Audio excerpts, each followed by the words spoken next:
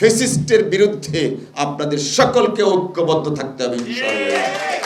একটা দুইটা সেন্টেন্স বলে আমি আমার বক্তব্য শেষ করব। আজান পড়বে, মাননীয় প্রধান অতিথি বক্তব্য রাখবেন। আমাদের human rights, national human rights commission, তাকে শক্তিশালী করতে হবে। কেন? যেন ভবিষ্যতে আর মায়ের ডাককে আবার নতুন করে না দাঁড়াতে হয়।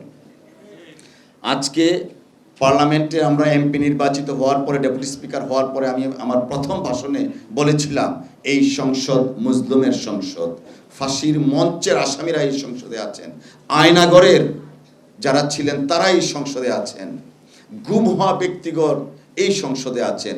এই মুজলুমের সংসদে দাঁড়িয়ে আছি আমরা। এখনো আমি একই কথা বলবো। আজকে আয়নাঘরের একজন সদস্য এখানে আছেন মাননীয় সংসদ সদস্য হিসাবে। প্রতি সপ্তাহে সর্বোচ্চবার বিকাশ পেমেন্টে 50 জন হবেন পেমেন্ট চ্যাম্পিয়ন। জিতে নিন টিভি সহ আকর্ষণীয় সব প্রাইজ। মায়ের ডাকে নেতৃত্বে ছিলেন তুলি, তিনিও সংসদ সদস্য আছেন।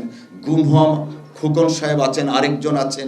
এই যে সংসদ, এই সংসদে এই গুম পরিবার, ক্রসফায়ারে যাওয়া পরিবারগুলোর জন্য একটা স্পেশাল সংসদীয় কমিটি গঠন করা যেতে পারে।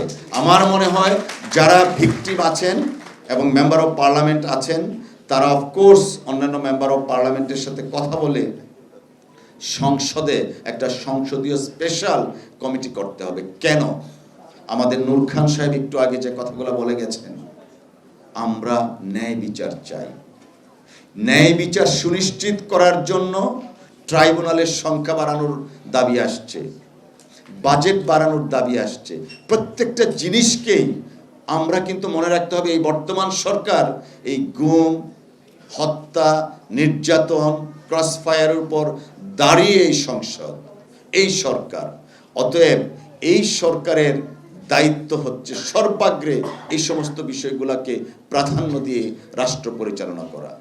ডেমোক্রেসির বিউটি হচ্ছে একজন নীতির সাথে বিরোধিতা করবে। অফকোর্স পার্লামেন্টারি ফর্ম অফ গভর্নমেন্টে, পার্লামেন্টে যারা ক্রিয়াশীল রাজনৈতিক দল আছেন তাদের মধ্যে নীতির প্রশ্নে, রাষ্ট্র পরিচালনার প্রশ্নে কনস্ট্রাকটিভ ক্রিটিসিজম থাকবে, বিতর্ক থাকবে। বাট আমি একটা আহ্বান জানাবো, ফ্যাসিস্টের বিরুদ্ধে আপনাদের সকলকে ঐক্যবদ্ধ থাকতে হবে ইনশাআল্লাহ।